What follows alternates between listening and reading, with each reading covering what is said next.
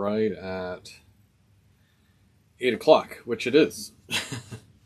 Very, very fortunate to start at 8 o'clock. I'm kind of waiting for my thing to kick in here. Here we go. Chat's here. Right at 8 o'clock, which it is. And I gotta just mute myself so that I can hear myself and not hear myself. Alrighty. Hey everybody, welcome. Hey Wigwag, hey Dwight Curley and Brian Ferguson. Tim from They Make It Like That, and Trackside Mike keeping it on the tracks.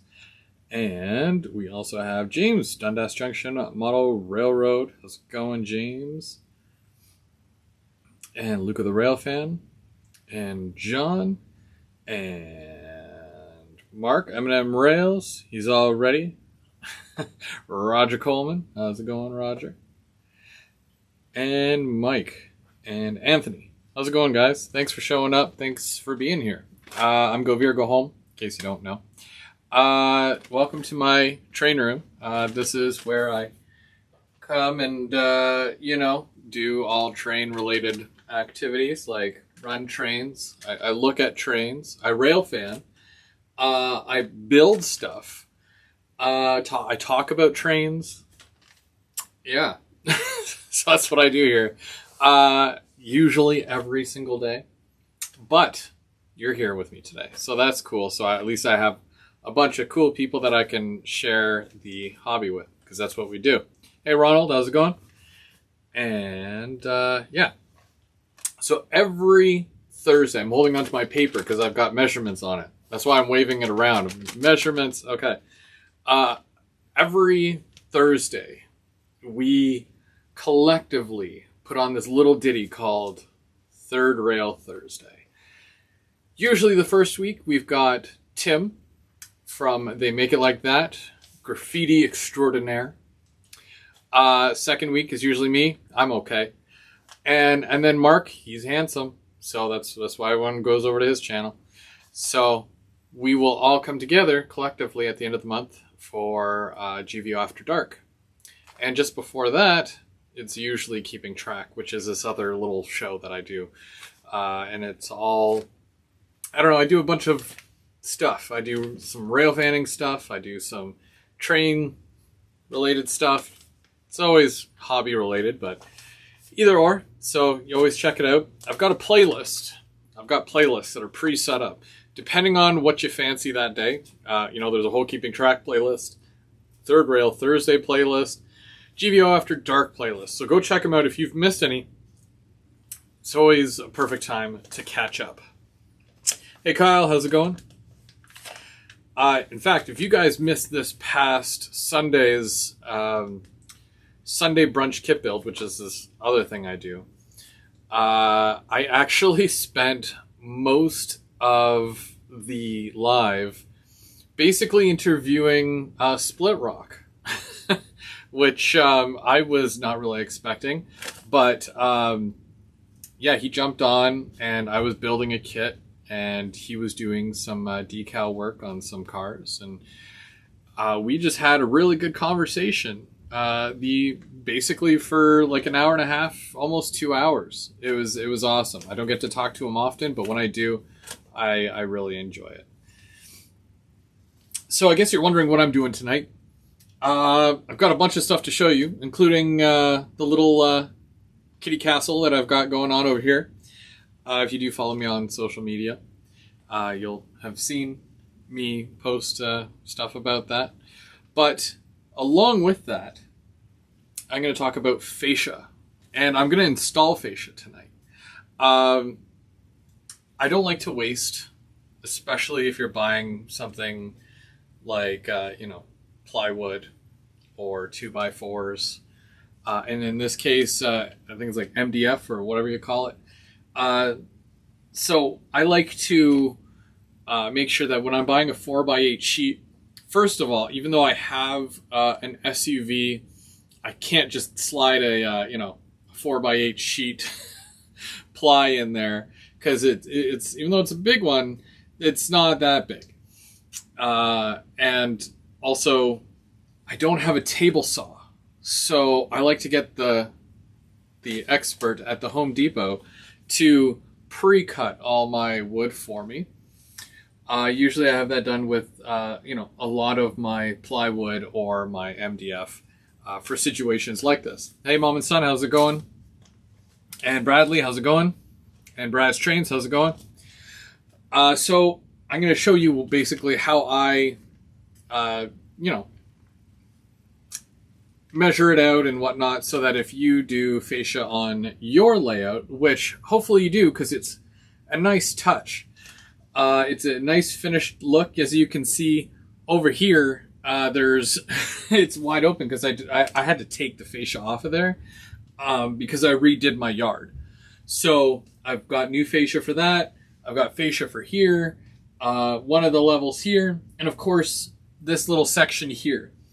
Now, this is like my island, if you will, because I've got a couple of sections there where the train will come in and there's industries, and the front of it was open and it looked gross. I didn't like it, but my cat, Alexis, she likes to sleep underneath. I put some blankets in there for her. She spends most of her time, just like most cats, sleeping. So might as well make her a little house out of it. Cats do like the whole cave aspect, so why not? So I kind of played off that a little bit. When it comes to a 4x8 sheet of the MDF, I usually do everything in the length. So if this is your 4x8 sheet, instead of cutting everything this way, I cut it all lengthwise. That will cover a larger area, a longer area, opposed to cutting it in 4-foot sections, which is probably a lot better for a modular layout because modules are usually about 4 feet long anyways.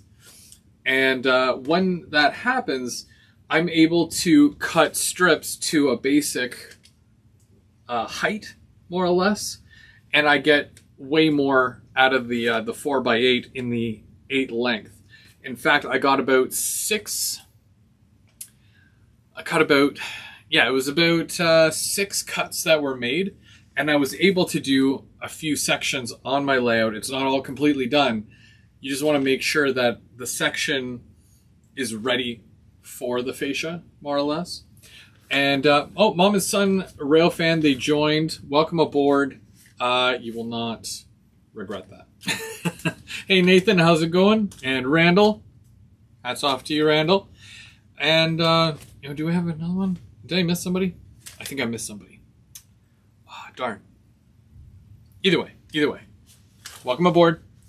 Now, basically, what will happen here is that I got a basic width cut. I think that was about 18 inches. So I got the 18 inches, and then that's only 5 feet tall. So I was able to cut a straight piece right off the top. It's that extra 3 feet. And I put it down there so that, because that whole section there is a little bit longer than 8 feet. So I've got an 8-foot strip plus the remainder from the cat wall here. Now, I've already screwed it to it. That's done. I needed help with that one because it is a bigger sheet. I had to have it lifted up off the ground. I only have 2 arms, so my wife did help me with that.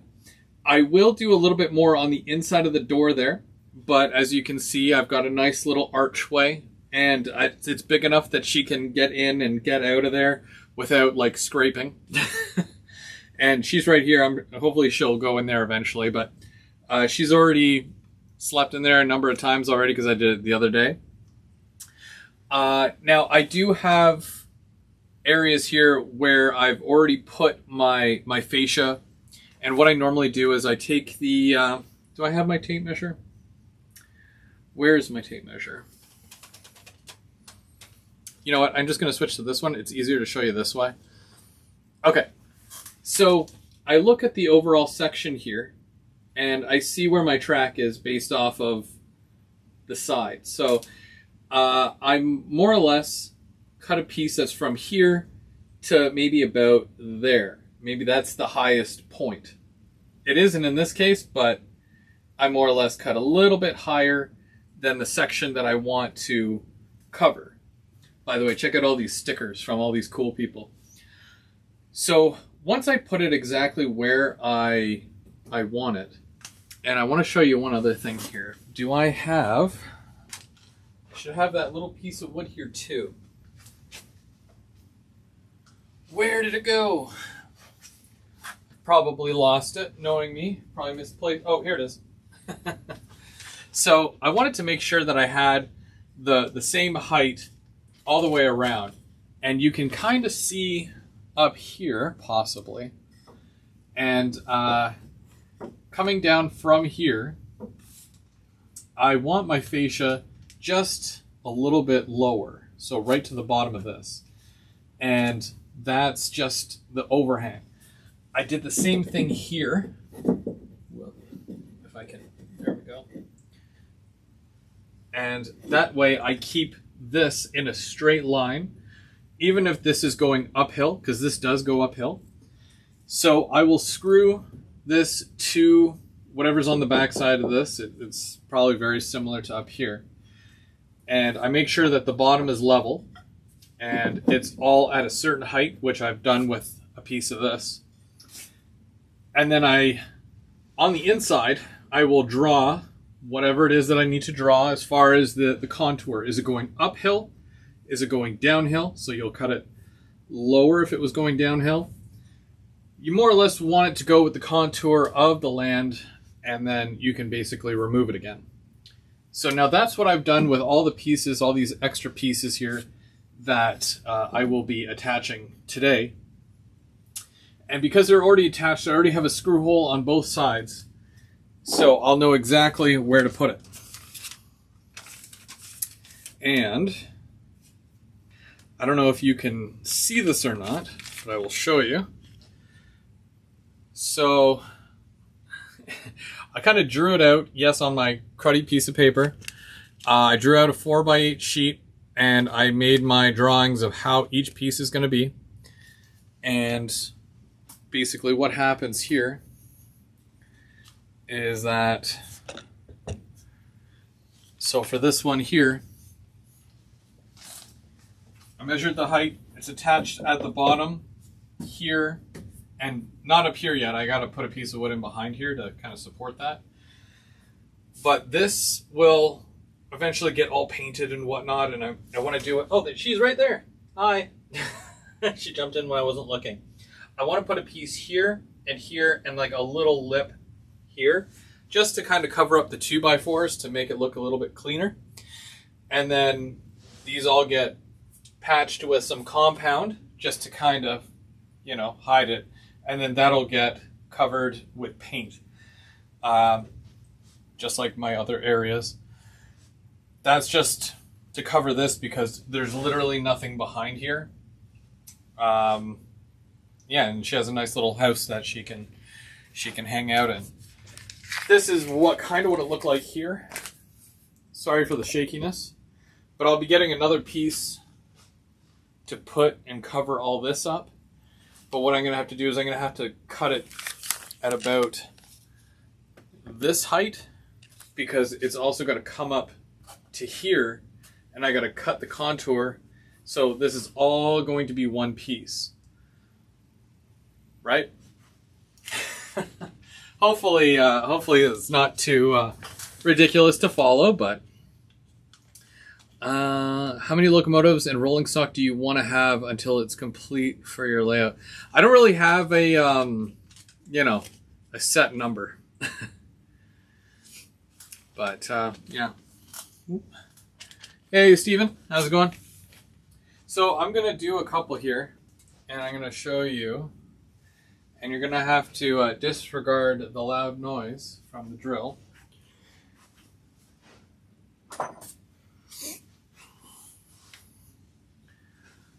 All right. So we're going to set this up right like this. Here we go. Okay. Hopefully this goes well. I'm only one person, so you kind of have to hope for these things. Okay. So just like all the other sides, I have predetermined areas here where this is going to go. So was that it? Okay. I kind of want to maybe it was lower.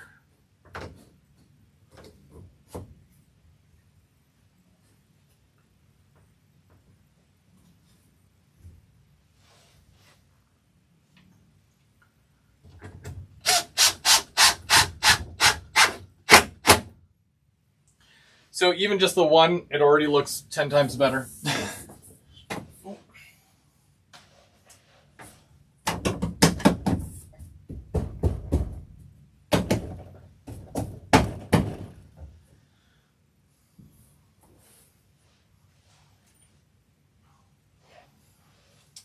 So I just want to double check this here. Make sure that this is okay.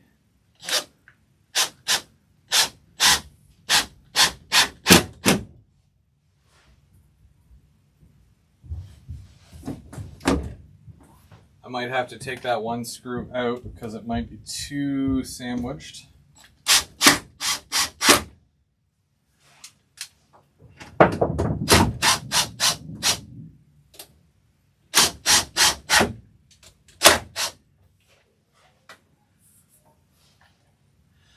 But you can already kind of see that I've pasted a 2 here, and then I've gone along with the pencil because I had already a pre-existing contour set up.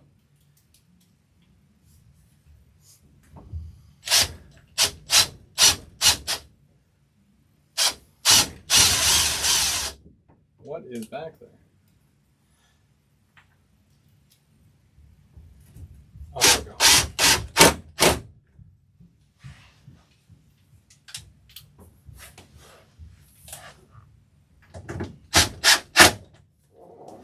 And of course, I'm going to go over this with plaster so you won't see the screws.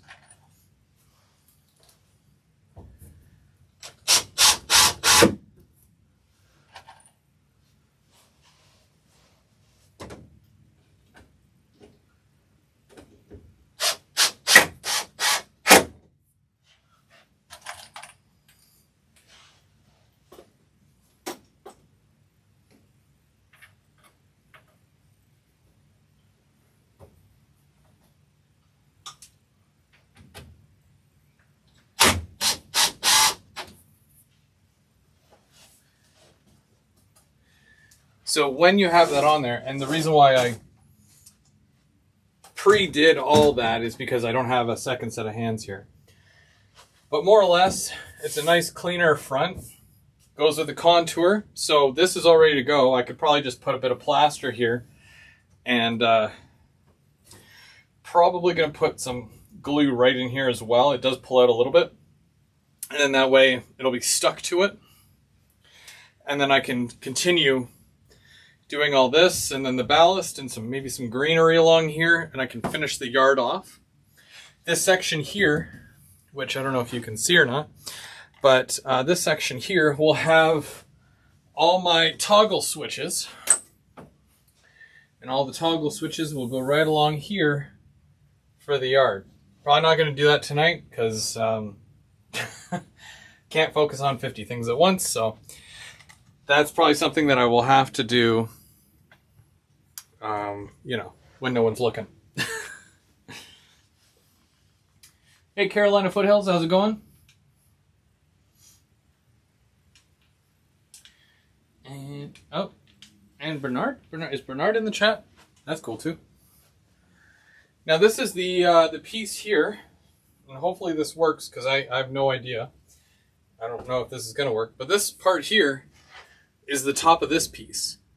So this was an 8-foot long piece. This is an 8-foot long piece, and literally they just cut strips of these. I think one was like 9.5, one was 8.5. A couple were 6 or 6.5, something like that. And then, yeah, post it and then cut it out. And there's like very little that was left. Very, very little. So, same thing with this one here. I think, hopefully it fits. I'm gonna have to get some screws. Because I don't even think this one wasn't even screwed on yet, so.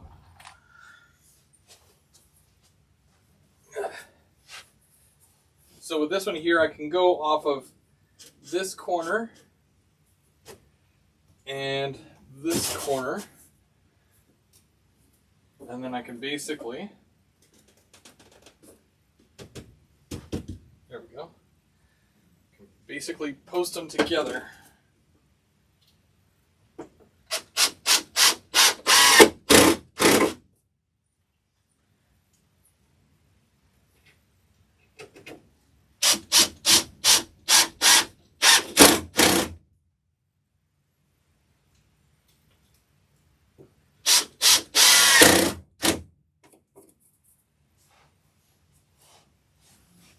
And just like that, this entire side actually did not too bad of a job there.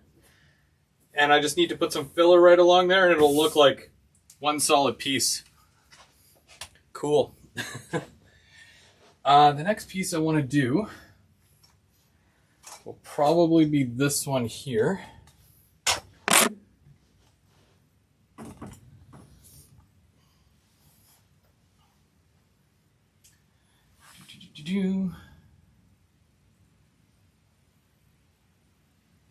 Hey John number 50, and Ray from Around the Layout. How's it going? We're doing fascia today because fascia is it makes your layout look good. Now this one's kind of a weird spot here. Track ends. You got this weird gap here. So what I'm basically doing, and that's going to go like that. I want to make sure that's good too. So I'm going to use my clamp.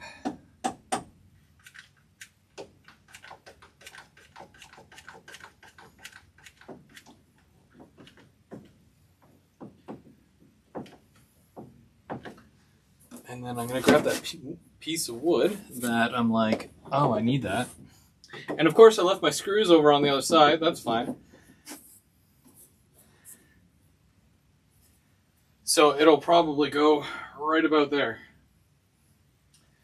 Now can I do this without that falling? Probably not. Probably not. Okay, there we go. Set that. No. Oh jeez. So the clamp isn't going to hold it? I see how it is. And yes, I just have the one clamp there. Before anybody says, why don't you just get another clamp?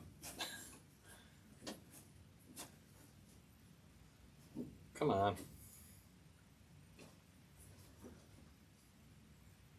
Haha.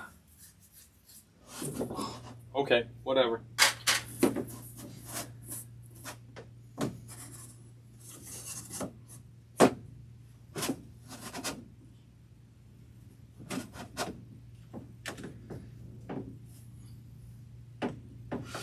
Yeah, see, these clamps suck. Okay, whatever. I gotta get this fixed.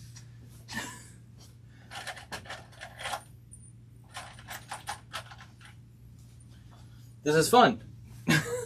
I'm having fun. Let's see here. So, we want that to go down like that.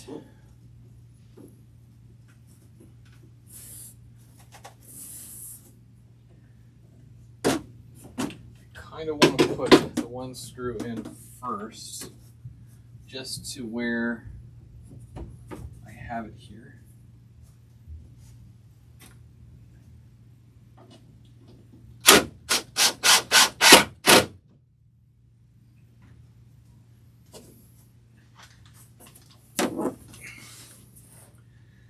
And now I can measure this out with my little block of wood And you know, that's not bad. Like it's not a bad spot there where I have it.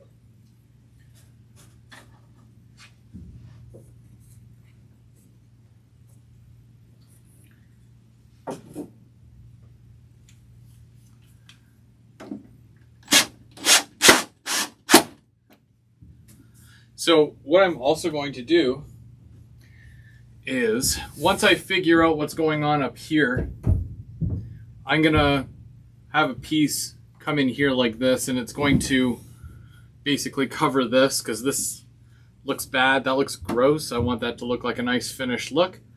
And as well, with the corner here, I'm going to put one of those corner strips right down here, all the way down. That way it basically hides this nasty little gap here. But yeah, that's just, once I get far enough, I'll do that.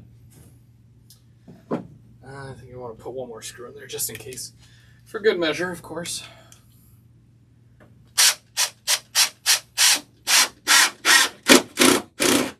Okay, cool. Now that's only like a 5-foot piece here. And that doesn't seem like a challenge really at all, because it's only a 5-foot long piece. So I'm going to do an 8-foot long piece above my head, and that should be fun. You guys can all watch me suffer, because that's what you really came to see. So we're going to do that one next.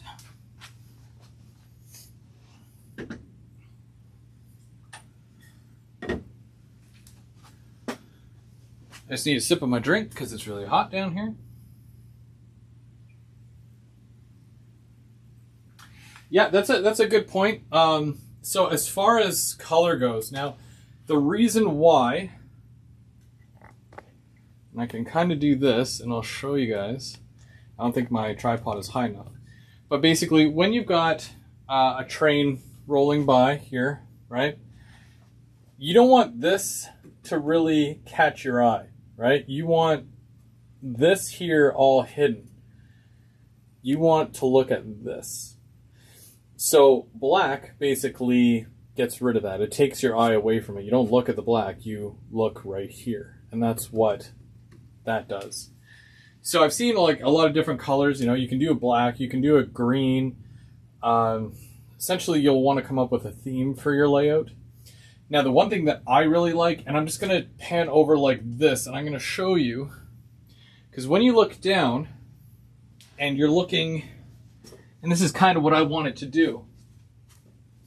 So because this hangs down a little bit here, and this is black, and then this here is black as well, you're almost creating a picture frame, right? A picture frame that you're looking into, and you're just seeing the picture. You're not looking at the frame. No one cares about the frame. It's the picture. And that's kind of why I have it looking like this, just in case anybody was wondering. But same thing can be said, you know, obviously right here. Mind you, stickers, right? I don't mind the stickers. I love you guys for sending them, so I'm going to definitely put them up. And basically, besides the stickers, yeah, that's the essential theme of everything here. And what I'm trying to do is just make a giant picture frame.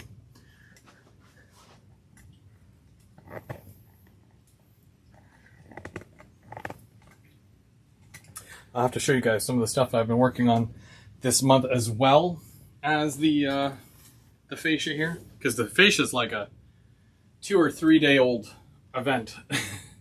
But everything else, well, that's something I've been working on all month.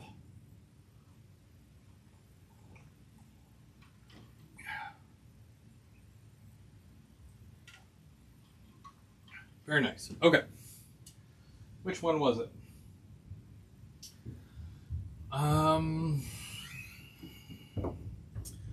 So I'm pretty sure it's this one here. Hey, Mini Prince, how's it going? Bernard? How many coats of paint do you use on your fascia? I think that depends. Usually, in most areas, I've done two coats. And in fact, in some cases, I can commission my wife to do it. It's one of the things that she does enjoy doing, so I can get away with that extra labor, you know? So, like, I'll patch it, sand it down, and then she'll come and she'll paint it. And then she'll go back and she'll do another coat if the black paint is just, you know, not covering well. And I do use an acrylic paint.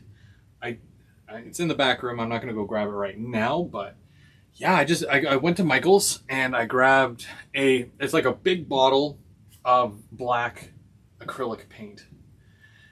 You know, it wipes clean and it's not expensive and comes in a little squirt bottle. So there you go.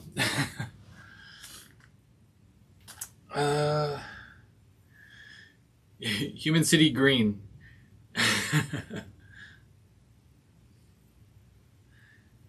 Green's not it really depends on the green, but I find that it takes away from like if you've got grass right above it, it would be really nice if you have a desert layout, like if you're doing the Mojave or anything like that, because you don't really have the greenery here on the edge. It's all, you know, sand and desert and rock. And then you have the nice green to kind of make that camo look. But when your green is right at the edge of your layout, like in most cases here on literally every layout or every level of my layout, I gotta have the black because the black looks nice right up against that. And then because I love the color burgundy, I managed to find, those are tablecloths, by the way.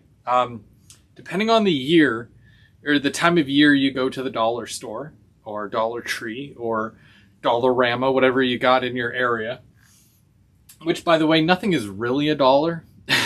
Not anymore, not in today's economy. Funny story. But anyways, depending on the time of year you go, they're going to have different colors of tablecloth. And I think I paid about $3 or $4 for each of my individual tablecloths. They're all folded directly in half, and I put them long ways. And I don't know how many I have in total. I have a whole bag. They used to be right up and around, but because of all the work that I did above them, I took them all off. I put them in the washing machine, clean them up nice, make sure they, you know, smell really nice, which you can do with these because they're literally in 5-foot sections. But basically, yeah, I took them all down and I cleaned them. And because of the time of the year that I went, which was the fall, obviously, because burgundy is a fall color, you know, I just snatched as many as I could because that was for my old layout. I'm just carrying them over to this one. Yeah, so if you want, like, you know, more of the lighter colors, like, you know, like a baby blue or yellow or, you know, a pink or whatever, you know, go in the spring when it's Easter time. I chose to go in the fall, which burgundy is a huge fall color. So I was able to scoop up. I had to go to a couple different stores to really grab as many as I do have. But yeah, skirts. And it was, again, it's only like $3 for one of those. So not bad to do an entire layout, depending on the size of your layout. But yeah, anyways, back to this here. So I've got another 8-foot long piece here, and I'm gonna do the top. I marked it with an F. I marked it with an F to say this is the front. So that was kind of smart of me. I need my screws and I need my drill. So I'm sorry if I'm getting in the way here.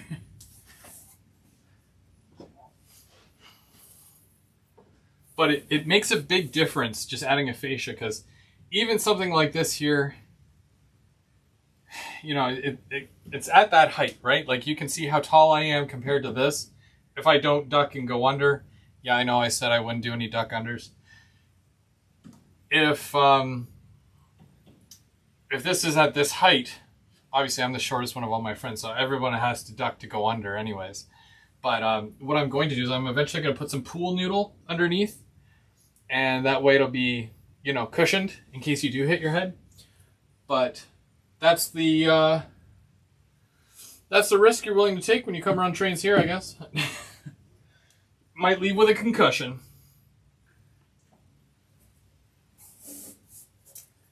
So, I think I can do this one here first. And I can just kind of gently put it in, but then I'm going to put it the rest of the way, and I'm just going to work my way around. I'm just going to put enough here that'll hold this in place.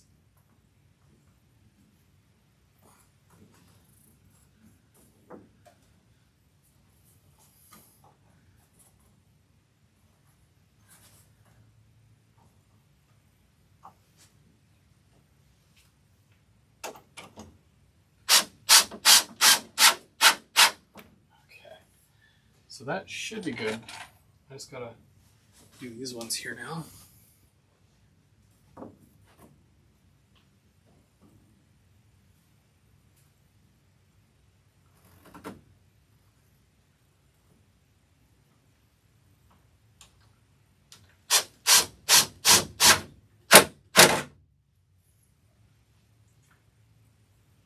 And as you can tell, I've already posted this, and I took my marker and I made the contour. It's going to go dip down a little bit in some areas here, but in general it's going to keep that same height, and I'm going to fill it in between here and here, and you know, it'll be all right. At least I think it'll be all right.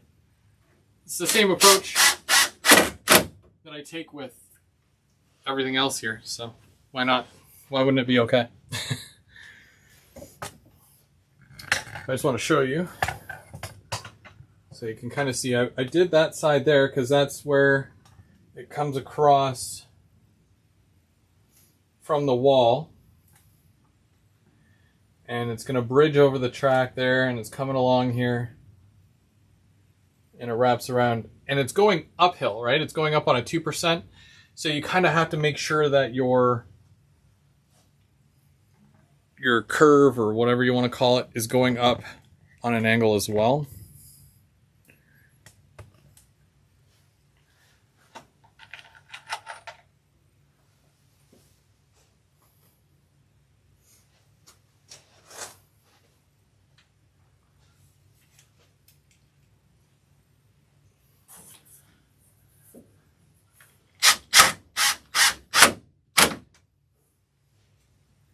Now that's another thing. My module is back here. This is the module, and this is strictly overhang plywood. So I had to put those little pieces, and I think I might be able to show you from over on this side. Let's see if I can see it here. There you go. Okay. So these pieces here, this is just a piece of, what is that, 1 by 1? And it's 3 or 4 inches long, and it's drilled down from the top here, and that'll hold, right? So it's put right to the front of the fascia, and it's put right around so that my fascia has something to grab onto. Otherwise it would just be, you know, rounded plywood. So that's what I did for most of my layout here.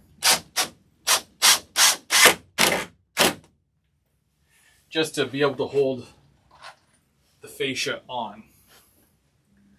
Because the actual frame itself, because it's rounded, right? So I have this whole inside part squared off. Yep. So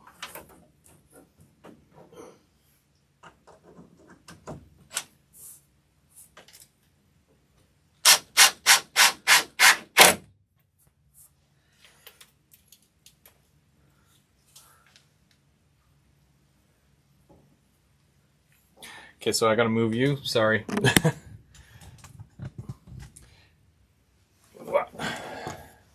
Just gotta be able to see this as well. Okay. So taking a look here. Now, I did have to cut this short as well, because I think it came to about here. And I wanted it to end right where this piece was. So I'm going to put another one of these little 1x1s right here. And then that way, when I add a piece, it's going to run from here. And I'll have to do another one here, because I want it to end right here. And that's going to be the entire curve. So an 8-foot section just was not long enough. I'm going to need a piece. I think that's, oh, here's my tape measure. I found it, guys. I'm going to need a piece that's like a tiny bit smaller than 9 inches.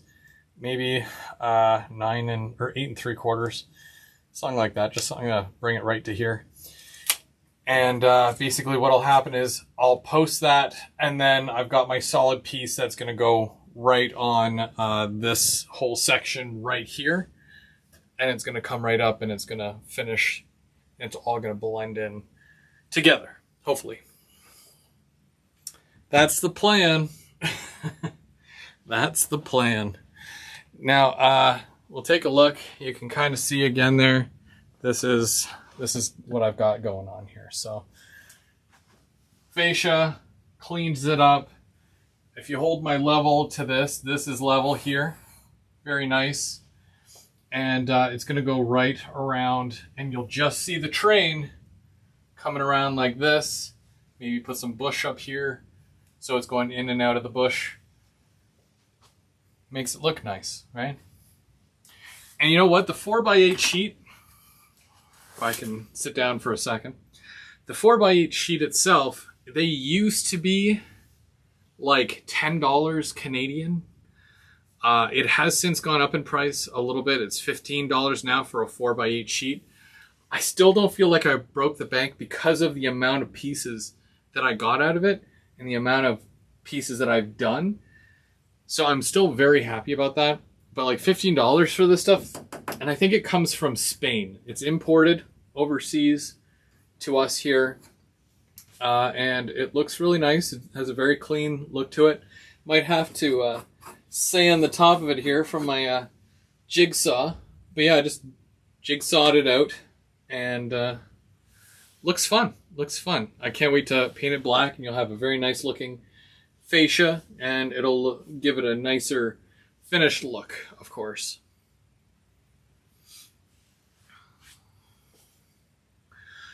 We call that structural fascia. Yes. Thanks, Sidetracks. You're bringing the hole saw over in September. Oh yeah, you still want me to put that hole in the wall? Well, I don't know.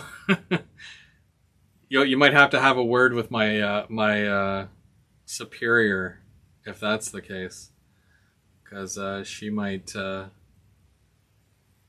have something different to say about that.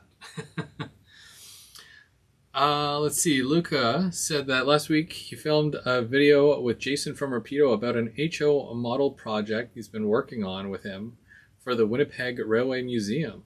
Hopefully the video will be published tomorrow.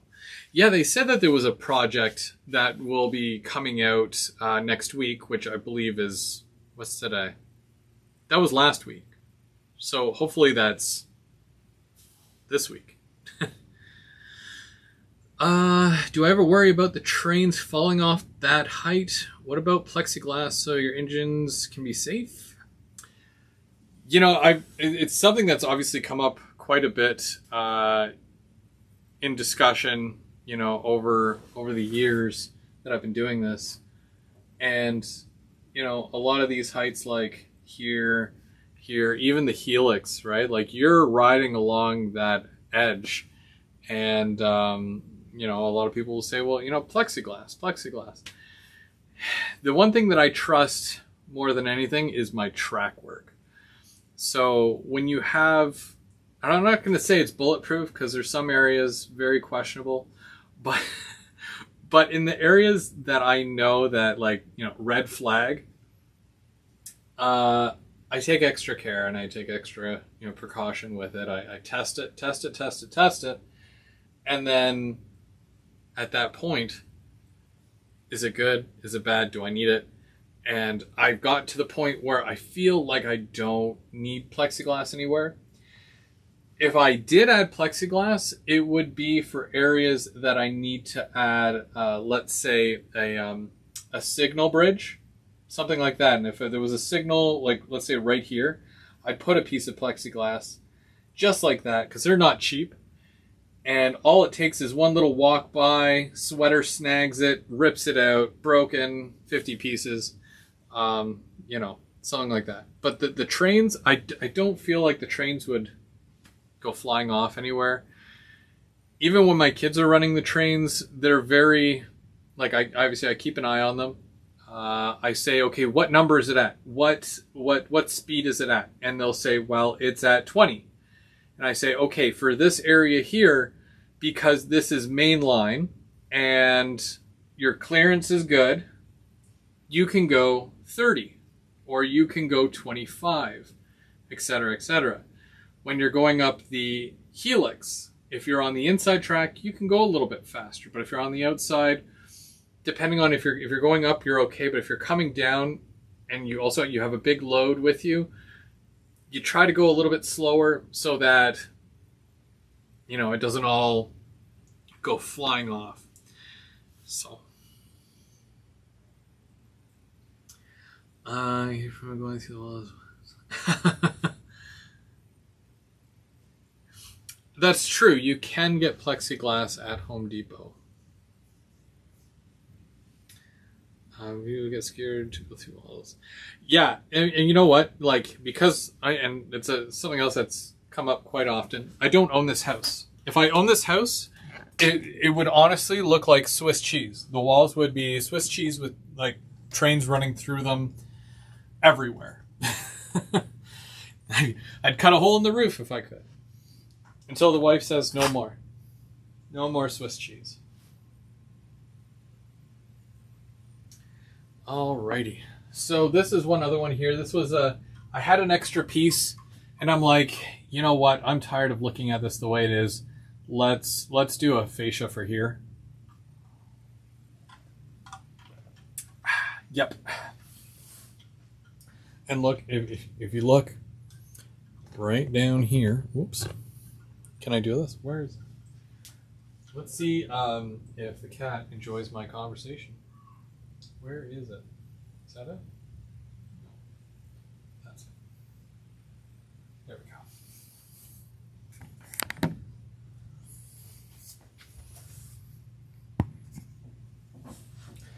This could be the cat cam. She's fast asleep there in her little bed. She knows her home. She knows her place. She enjoys it. Okay. So while you're watching her, I'm going to grab this other piece.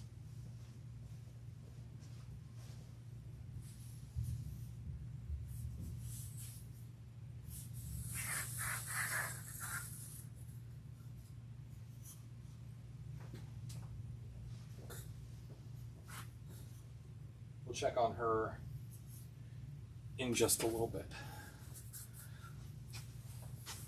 But first, okay.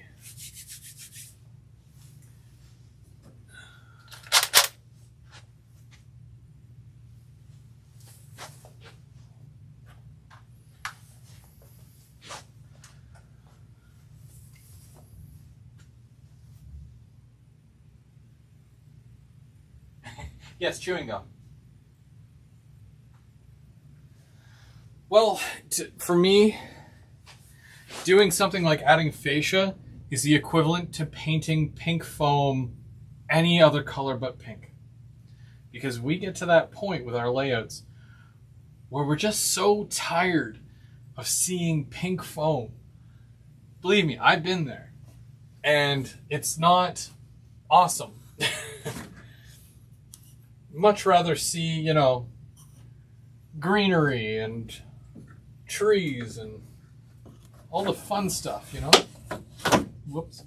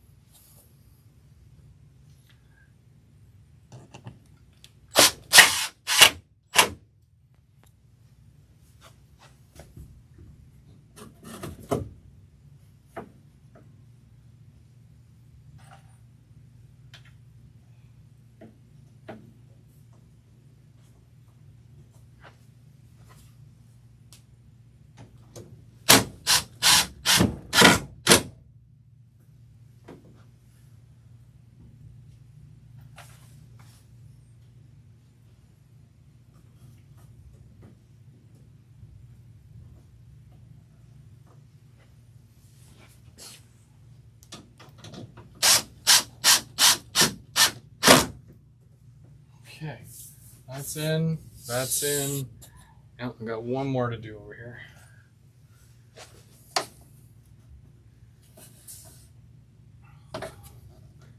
Actually, two. I just didn't put one in there yet.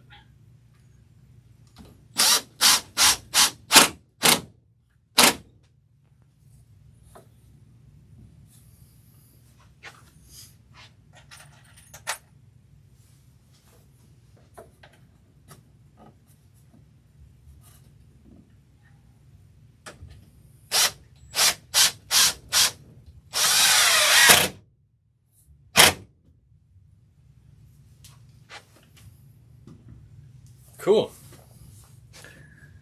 So, with this section here, you're coming off the helix, just like this piece here, I have it ending right here, right? Your trains are coming around, I don't want it to hit this. So just like that. Again, keeping the straight bottom to it, going right across here, this is level. And then I've got some section here, maybe I should put another screw in here, right in the center.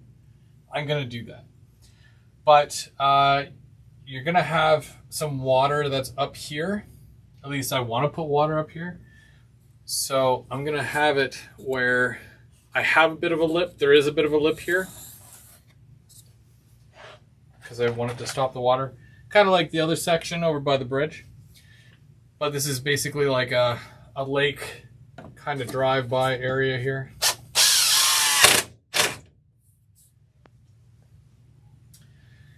And all I gotta do is fill it in now. Isn't that fun? Dwight Curley, you've been a member for 4 months. Yeah. That's awesome. I need a Go Via hoodie. I'm still working on some hoodies. Just trying to find a good, reputable source. So I find that when you get certain decals put onto the back, if it's 100% cotton, it's more likely to come off. So, like in the wash and whatnot. And these are all things that I did not know prior to all this. So now that I do, I have to make sure that things like that are a priority or taken care of. But I'll let you know once I have some hoodies. I kind of want to do them myself, opposed to relying on t-shirt something or spraying a tee and, you know, and she's still sleeping.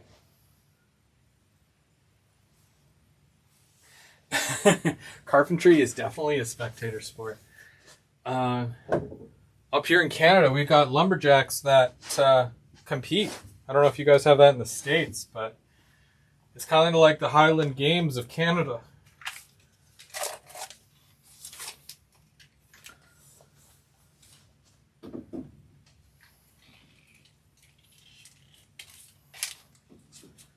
It's like, who can chop this tree the fastest, you know? It's crazy. I'm just moving a couple of things around here. Because I do want to show you guys this brand new section, this cool new section that I've been working on. I need that step ladder. Sorry, kitty. Okay.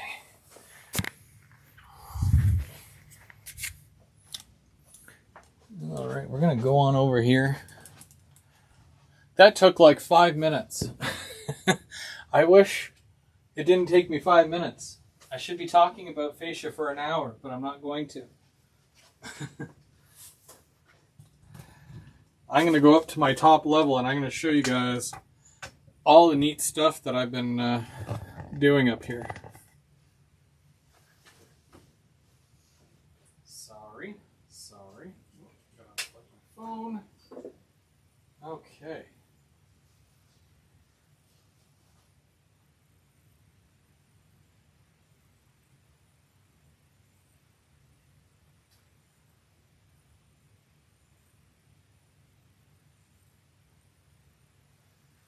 Okay, so going up to the top level here.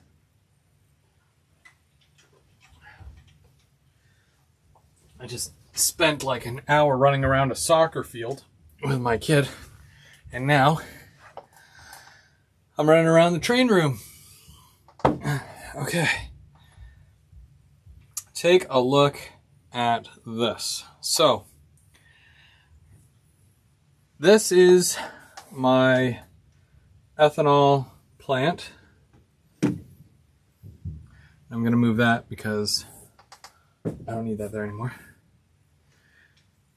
So I took the Walthers. This is Walthers. This is the fueling depot, just the bottom of it.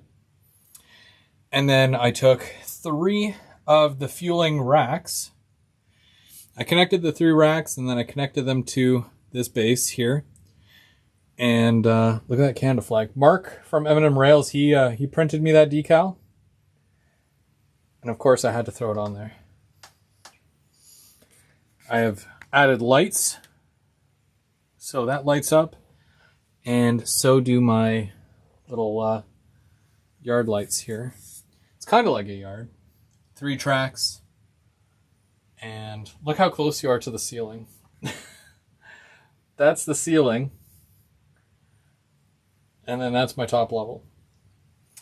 This is where my chocolate factory is going to go. Right here. So as soon as we break ground for that, that'll be neat. But I've been working away at this for, over a month now, but like, geez. There's a lot to it, guys. So much. And I've still got, so when we come in off the main line, that's the main there. And when you come in, this is a branch line.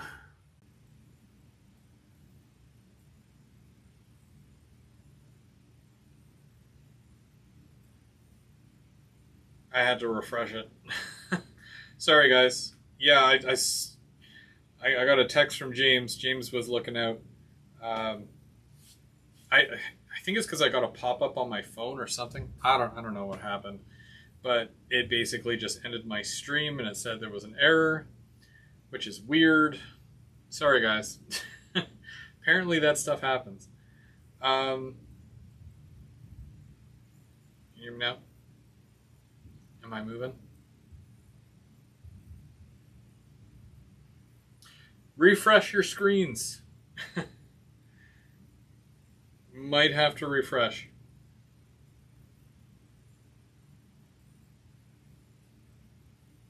Oh, Anthony says I'm back. Okay, good.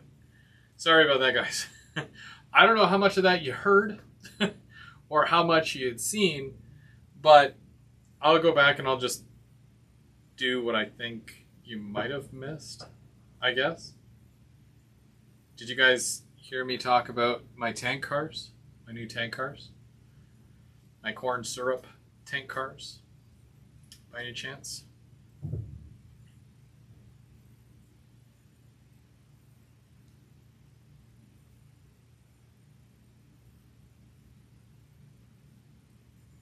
Yay! Sorry, guys.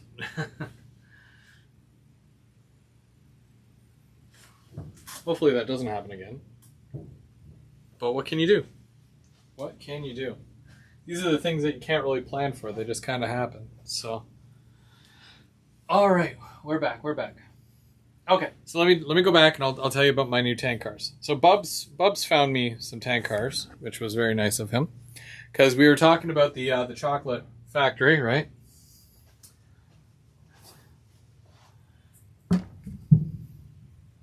So there's these, and basically they're like the old Walthers.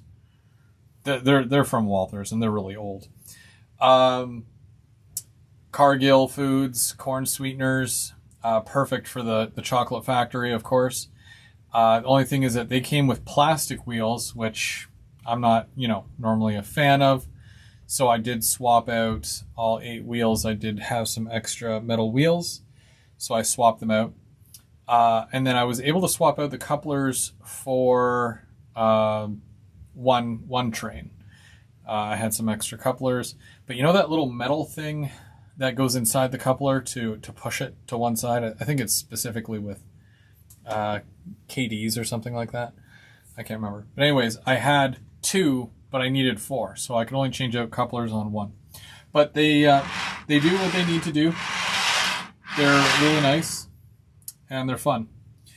And it's a good start for my chocolate factory.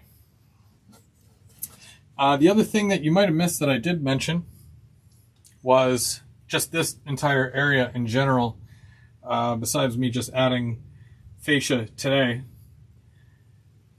I've had buildings come and go through here just to kind of see what works, and I like this one here. It's not going to be the Pillsbury something, I don't think. But yeah, I want that building there. So that's going to go there. And then down here, I was mentioning about how whenever you clean a mess in one area, it just messes up another area. This is that area. Look at this mess. Oh my gosh. And then there was one other thing that I did move. I'm going to show you guys. This this bakery here. I'm just going to move mine. This bakery has been all over the layout, and I could never find a place that I really liked it, placed. I think I'm going to go with right here, because it's just perfect. It comes off the branch line. I can fit box cars here. The box car feeds there, and then push through, and then I can fit the third one, and I still got track space. I can put parking out the front here with a road that goes over. Of course, this will be covered in fascia, but that'll be more or less a bakery or equivalent, right? Yeah. So that was the other thing that I had moved. What was something else? I know that there's certain things that I do, and sometimes I remember, sometimes I don't. Oh yes, the paper mill. Sorry again, guys, for the interruption. Yeah, Chocolate Factory's on its way, guys. Chocolate Factory will be here soon. So check this out. So I did do all this during the last month. I do have to use the plaster to kind of fill this in. I've got a road here for cars to go under, and then we've got the one with the train. Yeah, and then I gotta paint all that and whatnot, make it look cool. But check this out. You guys have seen me working on these conveyors for the paper mill here. This is roughly how I want it to be positioned. So we've got the edge of the layout is right here, so that everything beyond this disappears. That comes out of that building. This comes up out of the ground, and it's going to feed over to the powerhouse there. So a couple of different conveyors. I just got to obviously paint them, finalize it, make the ground a little bit better. But that's roughly, you're going to have a lot of over-under here, and I think it'll make for some great scenery here, because you're going to have trains going around it and under it. And, well, it also looks good when you turn the lights on, too. I wonder if I can...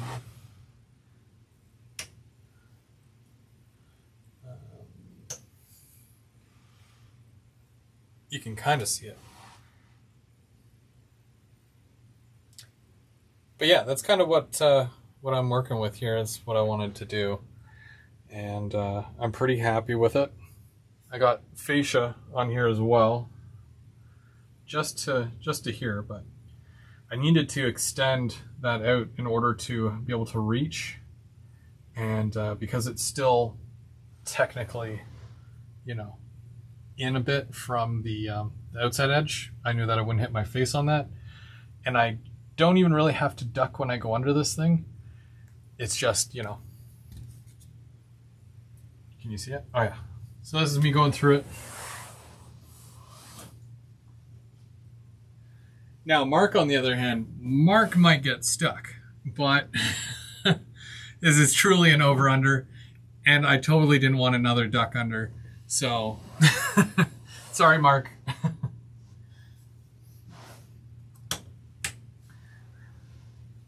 But yeah, these are just some of the things that, you know, I've done with the layout this past month, you know.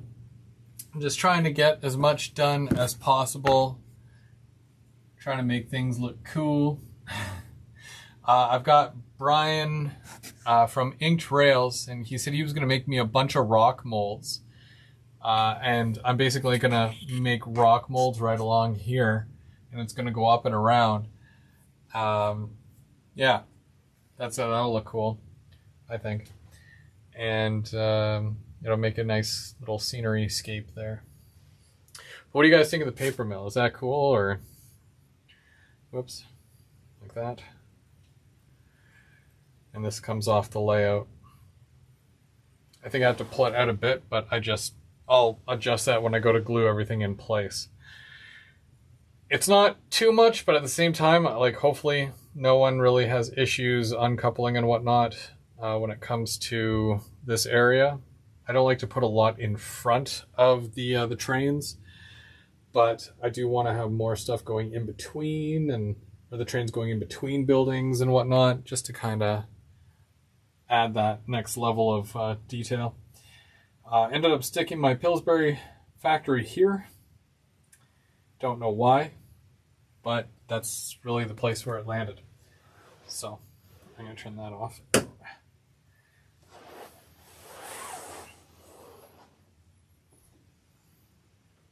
And I found this little hut too, which is great if I can find the little gates. That way, this is the entrance here to the shipping and receiving, I guess you could say, of the paper mill.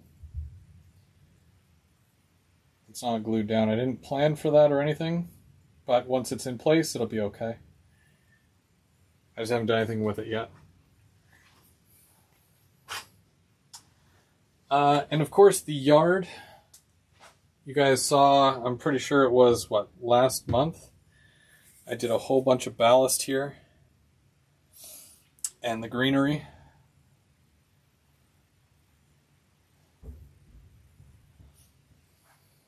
Just going to do a little flyover. And I got to about here, because I wanted to just only get so far. And now that the fascia's up, I can do all this here. I can do this track. Got to fill this in along here. And then this area is going to be a big area because I think I'm putting a road across here. And of course we've got our little track bumpers as well that stop everything. Whoops, or almost stop everything.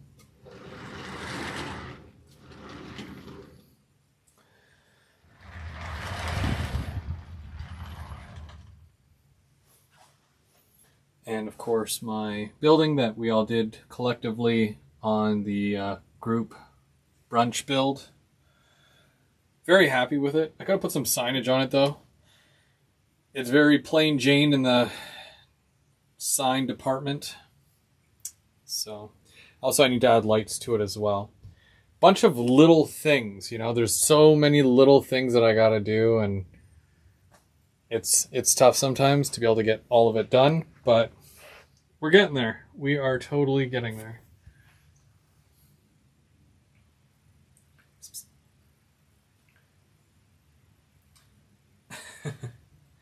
She's like, well, that's rude. I'm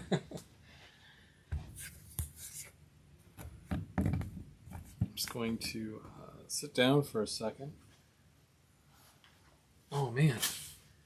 Busy, busy, busy. It's such a busy... it's been such a busy time trying to get everything done and, doing a lot of testing and building kits and graffiti and whatnot. Things are really coming together, and I can't wait to paint all these sections black as well, because it'll just give it such a nicer look.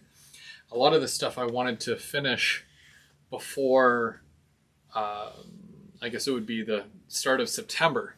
Not just because I want to do a really nice layout update, but we also have James and Mike coming by as well, and they're going to run trains here. So, I wanted to make sure things look nice, not half finished like most of my other stuff. But yeah, I think they're coming here on the Saturday, and then on the Sunday we're doing the trackside barbecue. So it's going to be a good long weekend. And then the kids are back to school on Tuesday, so it'll be quiet again around here. And maybe you might be able to get some more work done. I doubt it, but I'll try. And then we've got the big OVR event next month. Now, here's the funny thing. Now, I was telling you guys about the new Gevos from Intermountain that are coming in. And I've seen some pictures of them. And you know what? I might even be able to show you. I don't know if everybody has seen these yet. Graphics, camera, picture in picture. Let's do graphics. Full screen overlay. Okay,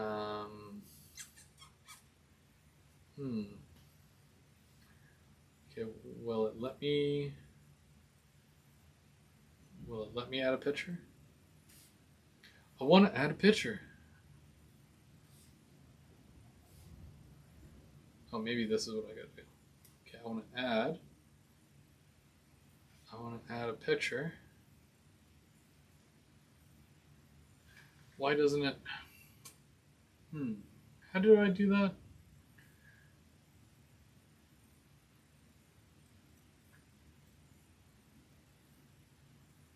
No.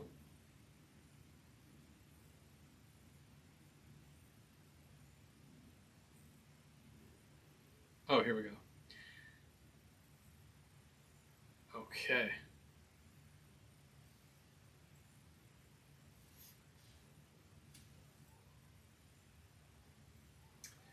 Can you guys see that?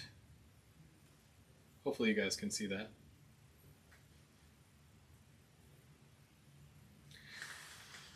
Yeah, the Intermountain Gevos. So this is the military unit. Very nice. I was really blown away at even just how this looks. And when you zoom in on specific areas, like the little support our troops ribbon, is very crisp, very clean. And this whole thing just reminds me of Bubs' couch. So I am so excited, and these will be in store as of September the 9th. They're already available. I'm sure US stores already have them, but yeah, US stores probably already have them. Graphic, full screen overlay. Let's look to add a picture. Whoops. How did I do that before? I want to add a graphic. Full screen overlay, background image. Oh, there we go. Okay. The next one that I am definitely considering. So there's the military unit, which hands down, that's going to be the first one that it's going to happen, 100%. And then basically we've got the 100 years of CN. This one's really nice. There's not a lot to it. And I gotta say that usually CP wins as far as these awesome paint schemes and, you know, anniversary locomotives and whatnot, over CN for sure. CN's guy needs to like step it up a little bit, despite the fact that the military unit does look really good. But yeah, this is another one that this is a must-have, I think, especially for modern running. And we're gonna add another one. So this, do it. Okay, let me see if I can do this again. Graphic, full screen overlay. Oh, here we go. This was not something that I was expecting, but then when I saw the picture, I was kind of blown away. You guys tell me what you think.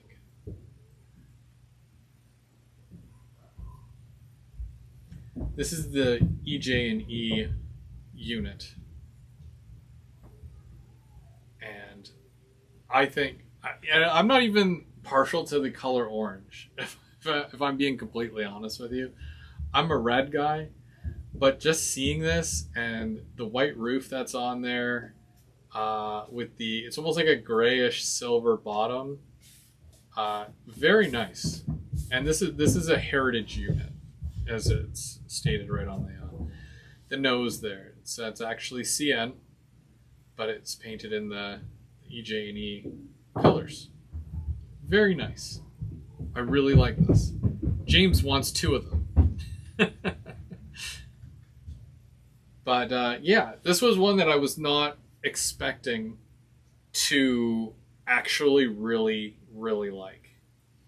And not just the fact that it looks good as a model, like all the, you know, the handrails, grab irons, the detail along the bottom. I also imagine how it'll look on the layout with the green grass and the blue sky behind it. It'll pop. And I really, really am hoping to get this one as well. There's a long list, but I was very taken back by this one, and I really think that it's something that I will enjoy. And even running it with just the plain CN Gevo that I already have, it'll look very nice. Now this was one I was on the fence about a little bit, but I'm pretty sure I like it. I'm pretty sure I like it. I don't know if that sounds convincing or not, but this one being a BC Rail, I am yet to own a BC Rail locomotive, but no time like the present, because this is actually a CN locomotive that was painted as a heritage unit. And again, very, very nice paint scheme. I think they call this one the hockey stick paint scheme for BC Rail. I love the red with the white roof, nice blue with the silver bottom to it, and that CN logo right on the front there again. I think that things that make sense for me are the things that truly, truly make sense, which in this case, would I go out and buy a BC Rail locomotive? Probably not. I like them, but probably not. But would I buy a CN Heritage unit painted as a BC Rail unit? Probably. I probably would. So that's just something that I'm considering there. And when we're out in whatchamacallit, Tilsonburg there. They'll be available for purchase. And I asked them to put one of each of those aside for me. Of course, there's a couple other paint schemes as well. I think Illinois Central, it's all black, very boring. Absolutely the most boring, plain black. I can honestly say that Norfolk Southern has a more colorful paint scheme than, than does Illinois Central. But yeah, those are a couple that I'm kind of eyeballing. And even if it was just the military unit, like the military unit it's such a massive locomotive that I need to have that. That needs to be on the layup for sure. And I definitely want to run it with my other one. And yeah, it'll be fun. They should have used the icy orange and chocolate. I don't know that one. But yeah, I'm looking forward to a couple of things. So I know for a fact that there's a few guys that are coming out to the barbecue. I can honestly say there's still room because we're going to be outside. I'm not exactly sure how many burgers I'm going to make, but basically I'm doing the homemade burgers this time because they're going to be delicious. And yeah, I know for a fact that Mark, SMT Mainline, Trackside Mike, James, and Bubs. I think Bernard is coming. I'm not 100% sure. Bernard hasn't given me the green light yet, but hopefully he's able to come. And we'll be having a barbecue trackside, and you can expect a few live videos and a lot of coverage from that day, because last year when we did that, it was an amazing day, just rail fanning, hanging out with friends, eating good food. It's just awesome. And yeah, I'm really excited for this year's. And we're like about a week and a half away, I think. It's about a week and a half. Yeah, about a week and a half or 2 weeks. I don't know. I lost count. And then for those of you who are coming down the weekend of the 16th, so if you guys are going to Tilsonburg, you can expect quite a few manufacturers. I know I posted to my socials there about who will be going, and these are people that have confirmed. So we do have Mini Prints. Bernard, you're going to be offering scans, 3D scans of people who would like them, I'm assuming. That's your thing. So, it'd be weird if you showed up and served cake instead. Unless they were mini cakes. Now I kind of want mini cakes. But yeah, he'll be there. Bernard from Mini Prints will be there, and he'll probably be doing some 3D scans of people. I'm not sure. Are you taking reservations for that, Bernard? Because most of the other shows that you do, people have to request a time slot. So I'm not sure if that's still a thing for the show. You do have a sign-up page. Okay. You're going to get... okay, you have to get it up and running again. Okay, so guys, watch for that. If you do want to get scanned and you're going to be there, it's always good to keep an eye out for that sign-up page, and that way you're guaranteed more or less a spot. We've got a couple of the big names in manufacturers, so of course Intermountain is going to be there. Rapido is going to be there, just like last year. We've got Aurora Miniatures. I'm really hoping they have some samples or something of the new auto rack that they announced, and it's the one that's it's not like any other auto rack that you've seen before. It's not an open one. It is a closed one, but this one is strictly for, I guess, like bigger machinery, like tractors and stuff like that. Bigger than cars, like vehicles bigger than cars and whatnot.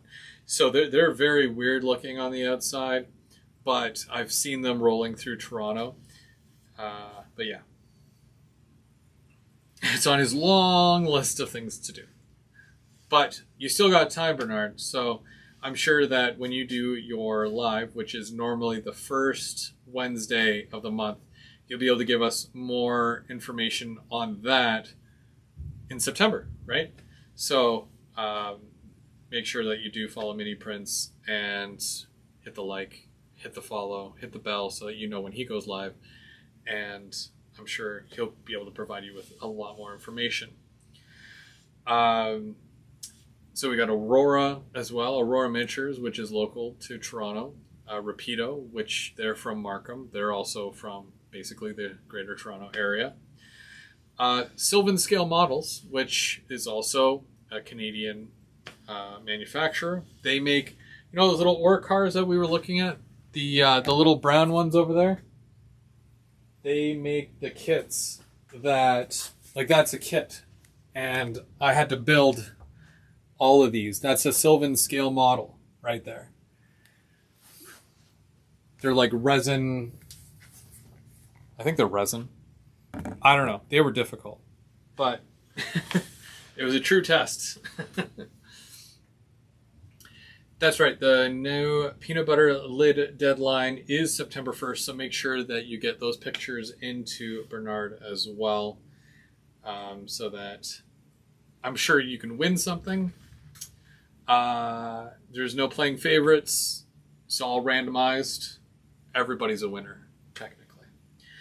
But let's see, who else do we have? We have Soundtracks and ESU, two of the big names in locomotive sound. So if you don't like sound, then you probably won't be really interested in that. But most of you guys are. So definitely excited to see them, because I have never. Wait, no, I think I've met ESU guys before at one of the other events in the GTA. But then we have, who else do we have? I said Intermountain, Rapido, Bowser. Oh my gosh, Bowser. How can I forget Bowser? Bowser is probably my favorite manufacturer. And with the fact that they have the SD40-2Ws coming next year, I'm really hoping for a sample of that. They've got more SD40-2s that they're doing as well as the W. The W is the wide cab Canadian CN version, which, I've already signed up for that. My wallet's gone. And then, of course, all the no Caslo, no miniatures by Eric. I think I have the poster here. I should. I made it. Graphic. Screen overlay. Here we go. Okay, so I'm going to cut off Bowser and Rapido because I've already said their name. It's not going to fit fully, but we're going to try our darndest here. There we go. Okay. Sylvan. I already mentioned Sylvan. Soundtracks. Aurora. Mini Prince. Intermountain.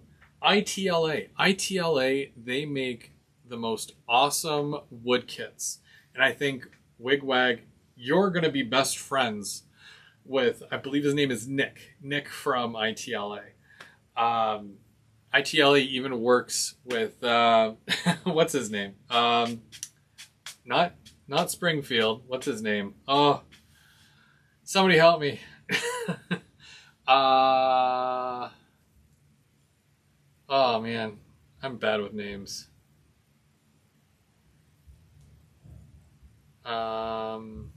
Singer.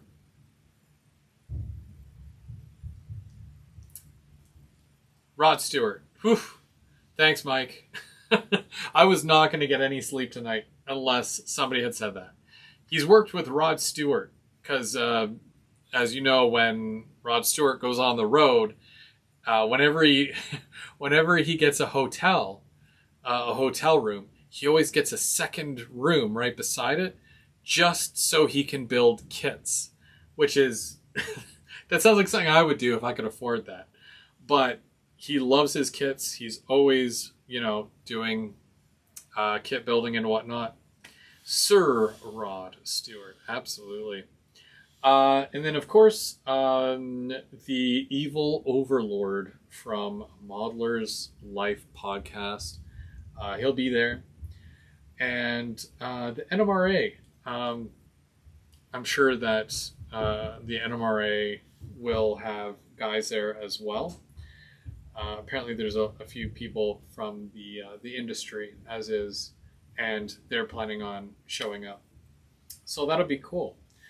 Lots of people, and apparently there's a whole second section to the store. So there's Lorne's store, and then they're opening up the next door store, and that's where all the manufacturers are going to be. Yeah, but is Bruce actually coming? That's awesome, because I haven't met Bruce yet, just Lionel. You already met Lionel before, but I met Lionel at the Rapido event this past year. So that's cool. Yeah, excited to meet him. Split Rock, you need to catch a flight to Toronto. If not, we'll see you in Springfield for sure, but hopefully you can make it to something. I plan on going down on the Friday, which is the 15th, to help do any type of setup and whatnot at Rapido, because extra help is always warranted, and I'm usually pretty good with stuff. So I'll be there all weekend long, and then head back on the Sunday just to be sad and have to wait for another year. But yeah. Now there is an import as well that's coming up as well. So if you guys know that you're going and you do want to pre-order some stuff, or if you shout out to Lauren and say, hey Lauren, can you get this in for me? I'm sure there still could be time that he might be able to get it in as well. So that way it's free shipping. You just pick it up.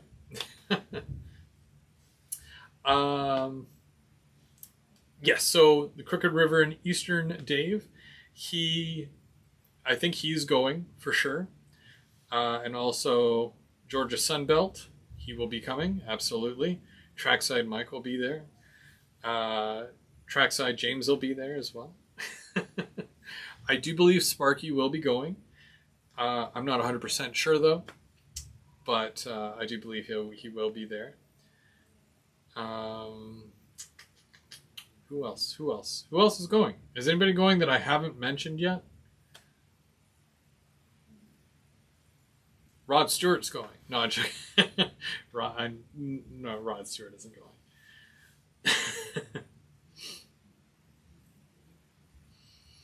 Rod Stewart, when he took up residency in Las Vegas, he brought his layout that was 23 feet wide by 124 feet long. That would have been cool to see. Was it something that was open to the public? Yes, Wigwag. We're still waiting to hear if Wigwag is able to come. Yeah, Pennywise, Sean, he's probably coming, yeah. And I think Doug from Doug. Everybody knows Doug. I forget the name of his channel. I'm so bad with names, it's ridiculous.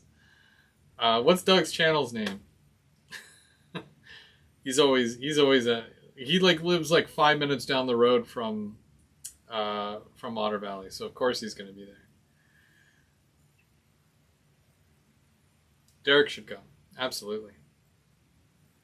I do believe that H.O. Mike is going to go as well. He's super talented. I haven't seen him do any videos, but I've seen him do stuff on Instagram, and he legitimately has some really awesome stuff. Scenery and whatnot, and structures, detailing. He's a hidden gem. Mike, if you're still out there, what's your secret? Forever DC 302. Absolutely. Right. See how it's all coming back to me now. An event in Toronto. Maybe.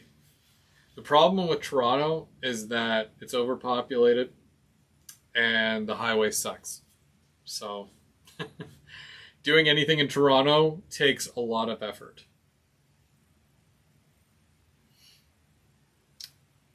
Yeah, see, Mike, Trackside Mike's follows HO Mike on Instagram as well, and he can vouch for that.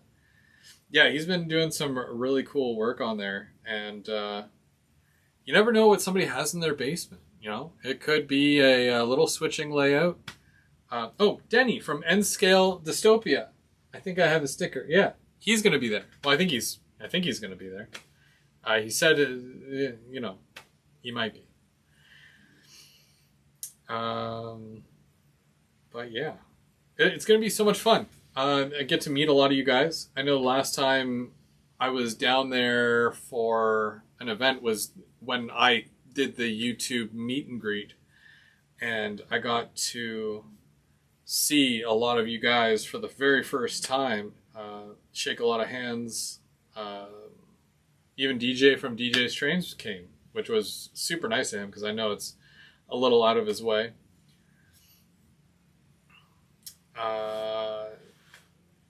And Bernard might do another day out with Mini Prince in the fall, which is cool.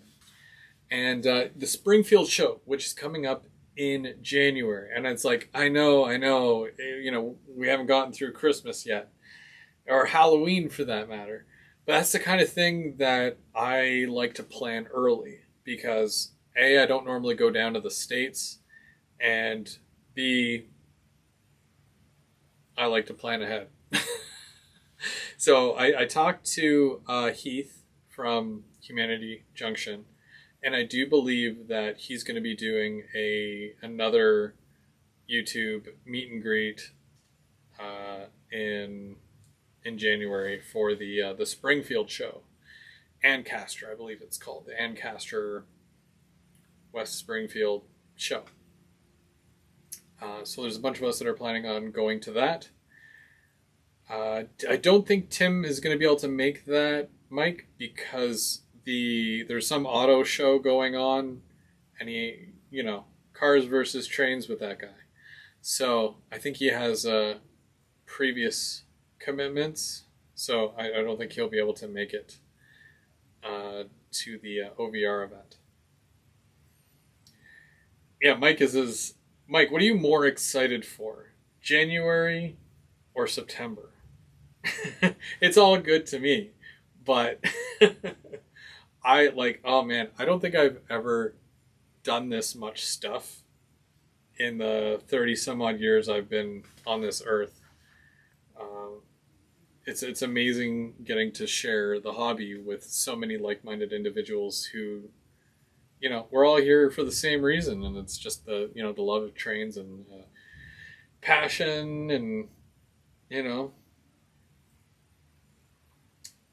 yeah, it's awesome. And the NMRA in California. Whew. I'd love to go to California. That'd be cool.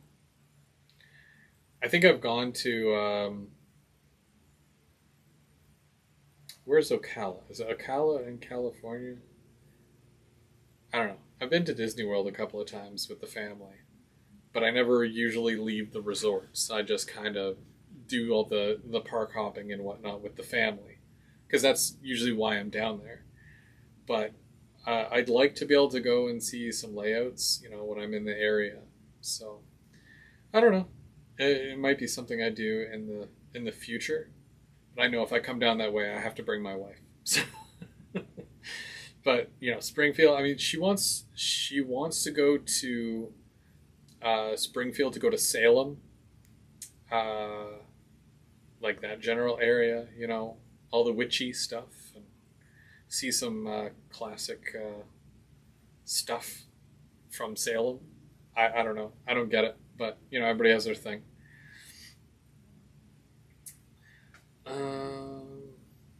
NMRA, yeah, NMRA is coming to on the 16th. I don't know who of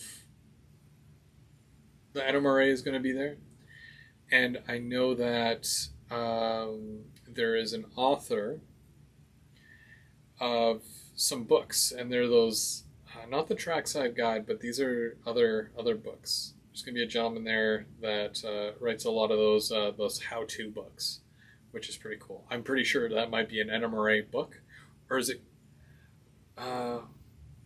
River Point something Productions, West River West something. Yeah, I don't know. But yeah. Mini Prince was in Salem on Monday. It was awesome. Well, see, yeah, like that's what she wants to go to. I don't know anything about that stuff, so she'd basically be the tour guide, and I'd just be driving. And I'd be like, "Where are the trains? Where are the trains?"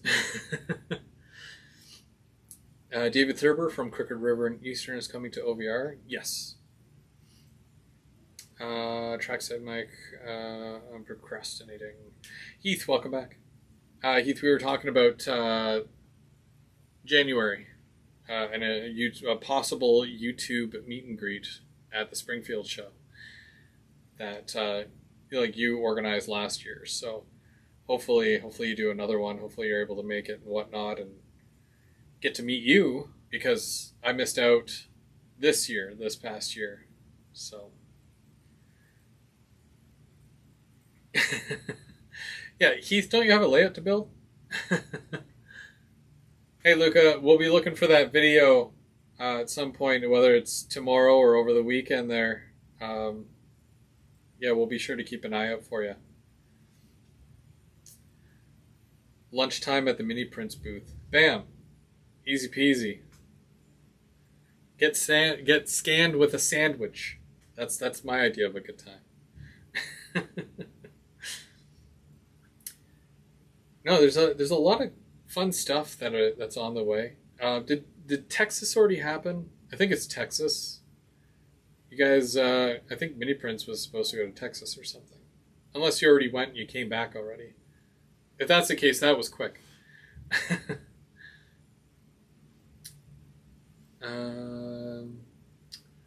Well, hopefully it's not a mini booth, because there's going to be a lot of us there. But what day did we do last year? Hopefully you do the Saturday. I mean, I feel like the Saturday is prime day as far as, everybody going and getting together. Where Sunday, I mean, a lot of people might be heading home early or, Oh, Texas is next week. Okay, gotcha. I was going to say, really, already? And I was going to keep the same scanning schedule as last year. It was crazy busy. I'm hoping to see a lot of the show. I know that it's huge, but I want to see a lot of these vendors that I would never normally see up here in Canada. It's unfortunate that a lot of them don't come to Canada, but it is what it is. Between everything that happened with the showstopper and whatnot, more rules, a lot of worry, but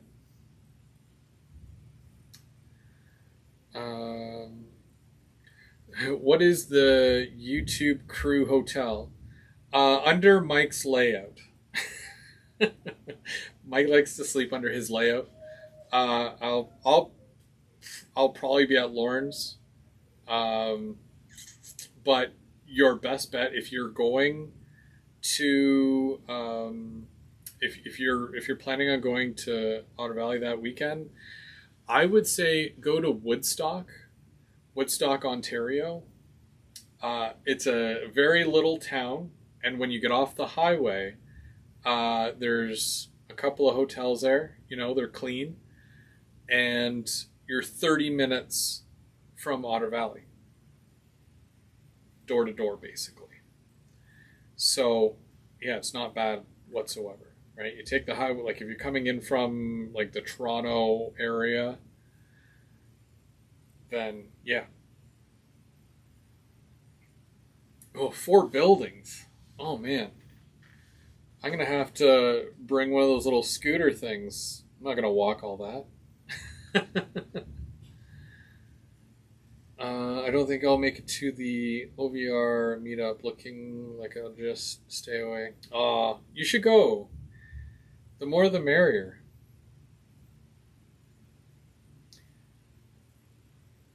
It should be a good time.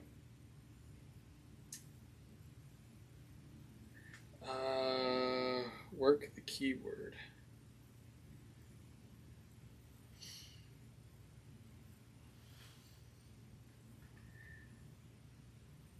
Yeah, Woodstock. I've stayed in Woodstock because I do have some friends out in the Woodstock area. They own a pig farm. That's where your baconator pig comes from, or the bacon from the baconator comes from. Um, so we often stay out there because they're not too far from the Woodstock, off ramp basically. And then I get to go to Otter Valley, the odd time as well if I'm in town. Because, like I said, it's 30 minutes, so not bad at all. And also, if you need me to swing by, I'll be coming through. I'll be going through there. So if you need any help, just give me a shout. I'm sure we can work something out. But I'll probably, yeah, I'll be in the area. So Heath's passport did expire. Boo. John Train. John, are you going to the Otter Valley event? You've been quietly hiding in the background there. Unless you just got in. Yeah, Woodstock it's very nice. You got a couple of nice restaurants, and the locals are friendly. It's a very nice place. Between London and Toronto, I don't know. If you come into Toronto and would you be flying in Split Rock?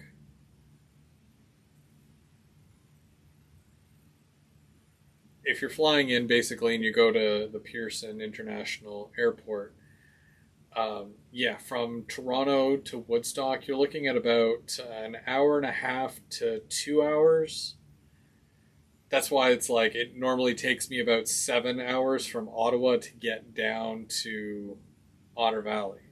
That's why I have to go the weekend, because anytime I've done a day trip, brutal, and I suffer like for days and days after.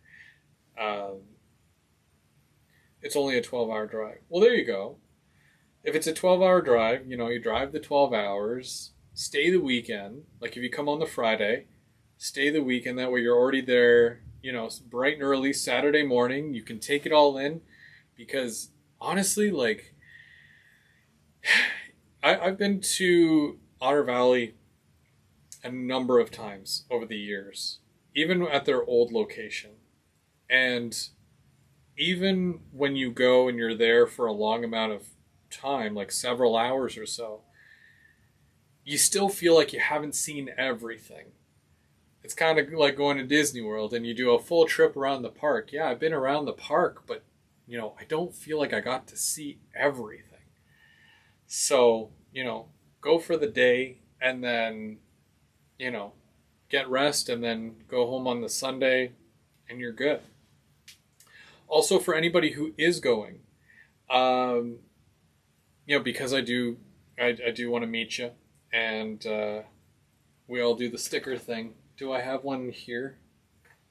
I don't know, but I've got a special sticker that I've ordered in just for you guys. That when you're meeting me, you come up to me, because a lot of you, I don't know what you look like. I don't know your face, so you'll have to come introduce yourself to me. I'll obviously be the guy with the GVO shirt on. And then, I've got stickers for you guys because I'm meeting you in person. These ones I don't mail out. I actually sent one to Mom and Son, but that's it. That's it. But the rest of you, I do want to meet you, and I'll give you a sticker to let you know that we've met. And if you haven't received any of my other stickers, because I've got a couple other ones, I'm gonna have piles of stickers on hand. So make sure you come find me and you tell me, hey, I want all your stickers. I've got lots of extras, and I'll make sure that you guys are taken care of. Well, yeah, we'll need name tags. Absolutely. At that point, but yeah, it's always fun. Like, it becomes one of those things that are like, when you meet somebody in person opposed to just, through the chat, it becomes a more personal experience. And you get to see, how people are in real life, And like, even when cause like the same thing with Dave and Mark.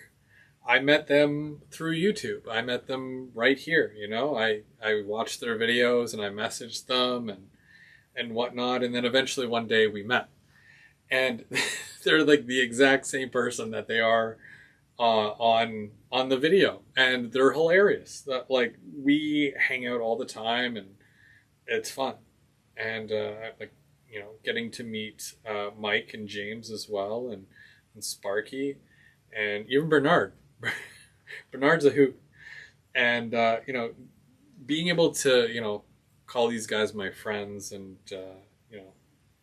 becoming close with all these guys over the years, it's honestly like, the trains are cool, but getting to meet you guys is like, it just makes it 10 times even more fun, because I get to share the hobby with a lot of like-minded individuals. I know I've said it in the past, but it's like, when I talk to my wife, I talk to my wife about the trains, and, oh, I did this and whatnot. It's like, oh, okay, yeah, that's cool. I don't get it, but where, talking to you guys is, it's awesome. And like, for those of you who know what I do for a living, like, not the train thing, but like my 9 to 5, basically. Like, I do technical support for one of Canada's largest, internet, TV, telephone providers.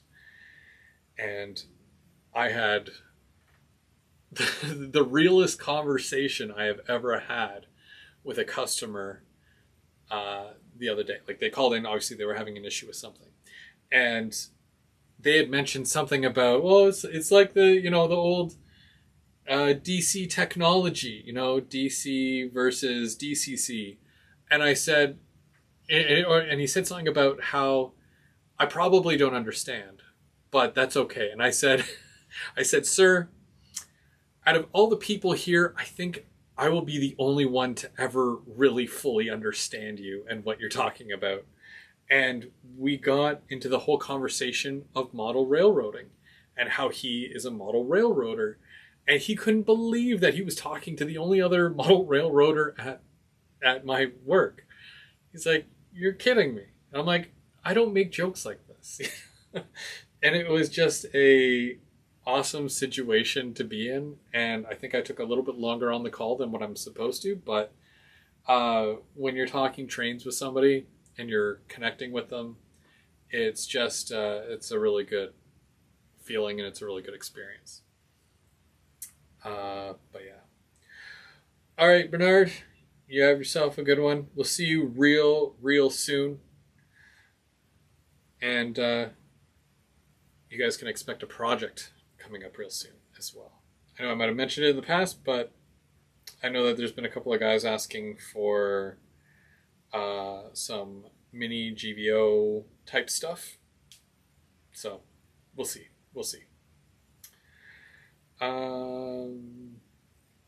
But yeah, so just being able to talk with someone that you've never even met before, and I'll probably never meet the guy. He's in Quebec somewhere, and he was telling me about like how he's really excited for the Rapido D10, and I said I was this far away from it, and I can tell you that it is a stunning, stunning locomotive.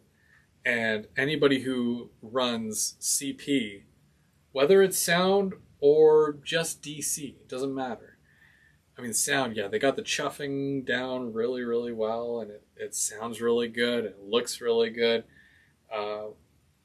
Mike saw it too, right? Yeah, anybody who gets that locomotive is going to be really, really happy. So yeah, it was fun to talk to a complete stranger about, you know, something like that. But yeah. But tonight was all about believe it or not, it was all about fascia. And I got a chance to add way more fascia to the layout. Like I got that entire yard done.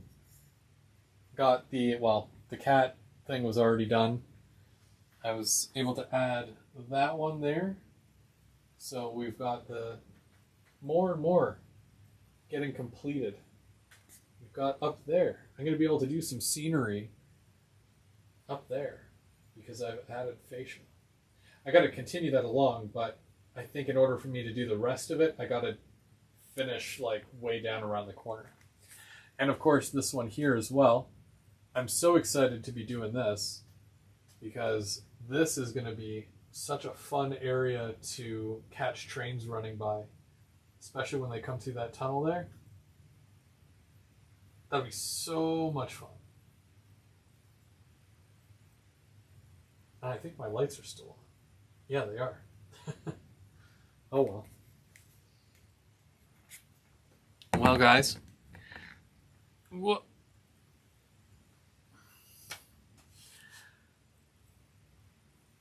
If you guys need any information, anything that I've shared with you tonight, I mean, definitely reach out. GVO After Dark at hotmail.com.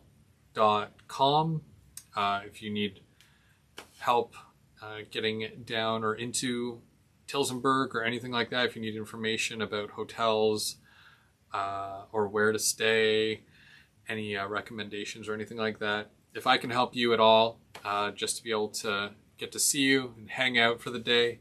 Because like I said, I'll probably end up being at Otter Valley at like 7 in the morning, knowing Lauren, I'll be there at 7 in the morning. But yeah, I'm looking forward to seeing you all there.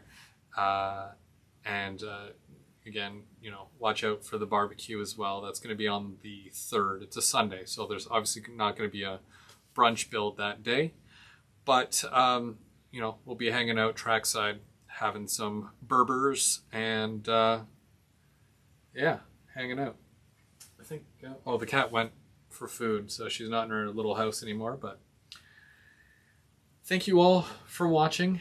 Thank you so much for hanging out and subscribing and following me along on this awesome journey. I'm going to run some trains for you guys real soon. Just got to clean some track is all. I want to make sure that it's running tip-top for when the guys come up, and we'll be doing some lives and some videoing as well, and you get to hang out with us, so that'll be fun too.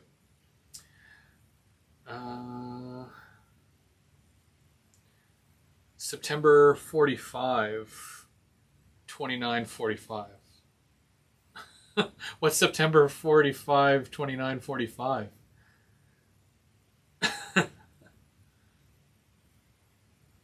Oh, what time?